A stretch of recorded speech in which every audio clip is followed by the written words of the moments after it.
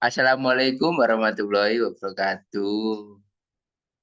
Perkenalkan, nama saya Pandutri Arfiranto, NIM 226, dan Irfan Nayib, NIM 224, Baka Saprilio 225, Triananda Samudra 213. Di sini saya menyampaikan materi tentang karakteristik bahasa Indonesia ilmiah.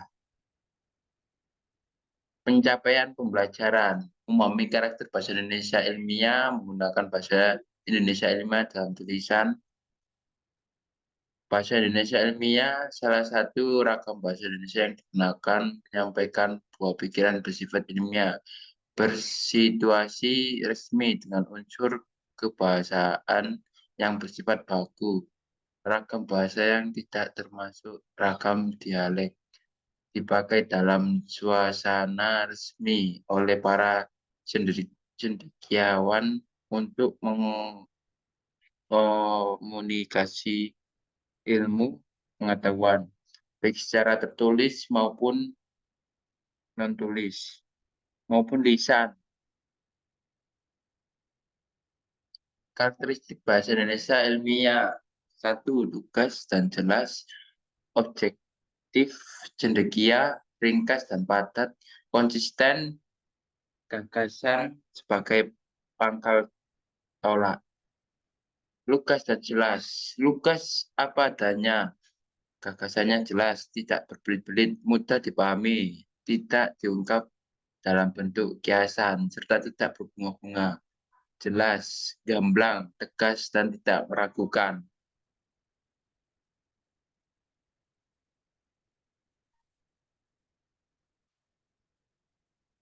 Tidak lugas dan tidak jelas.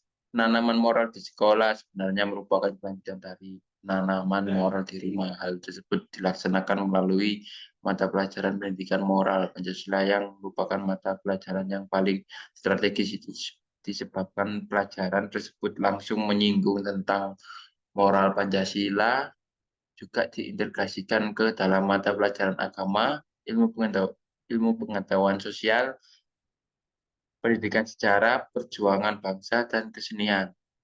Ini contoh yang tidak lugas dan tidak jelas. Contoh lugas dan jelas.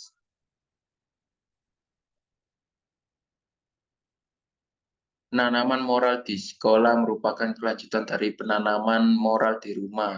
Penanaman moral di sekolah dilaksanakan melalui mata pelajaran pendidikan moral Pancasila, yang merupakan mata pelajaran yang paling strategis. Di samping itu, penanaman moral Pancasila juga diintegrasikan ke dalam mata pelajaran agama, ilmu pengetahuan sosial, pendidikan sejarah, perjuangan bangsa, dan kesenian.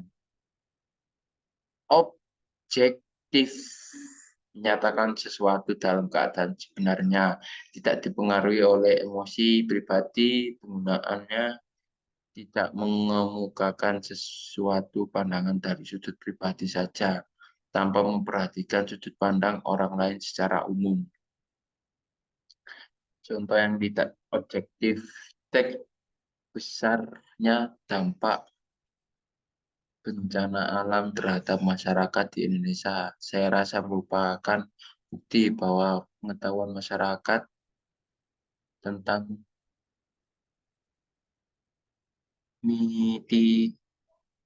mitigasi bencana masih rendah. Objektif yang benar, besarnya dampak bencana alam terhadap masyarakat di Indonesia merupakan bukti bahwa pengetahuan masyarakat tentang mitigasi bencana asli rendah. Cendekia mencerminkan ketelitian yang objektif sehingga suku-suku kalimatnya sejalan dengan proposisi logika, mampu membentuk pernyataan yang tepat, sama, dan abstrak, mampu digunakan untuk mengungkap menentukan hasil berpikir logis secara tepat kalimat-kalimatnya.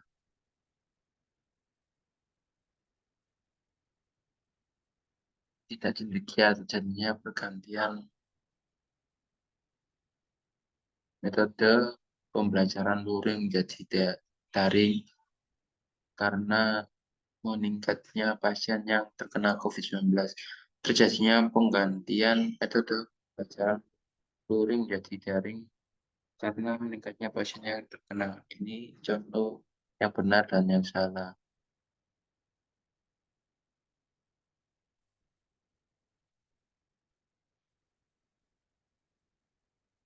Ringkas dan padat. Penggunaan unsur bahasa yang hemat. Unsur yang tidak diperlukan karena tidak berfungsi untuk mengungkapkan gagasan harus dibuang. Contohnya, tidak ringkas dan tidak padat. Tidak tindakan pencegahan penyebaran COVID-19 tidak akan terlaksana dengan baik tanpa adanya dukungan dari orang-orang dalam masyarakat. Ringkas dan padat yang jelas. Tindakan pencegahan penyebaran COVID-19 tidak akan terlaksana dengan baik tanpa adanya dukungan masyarakat. Konsisten, bersifat ajek, taat azas, selaras, dan tidak berubah-ubah. Unsur bahasa berupa pembentukan kata dan kata tulis. Penggunaan ejaan dan tanda baca digunakan sesuai kaidah yang berlaku dan konsisten.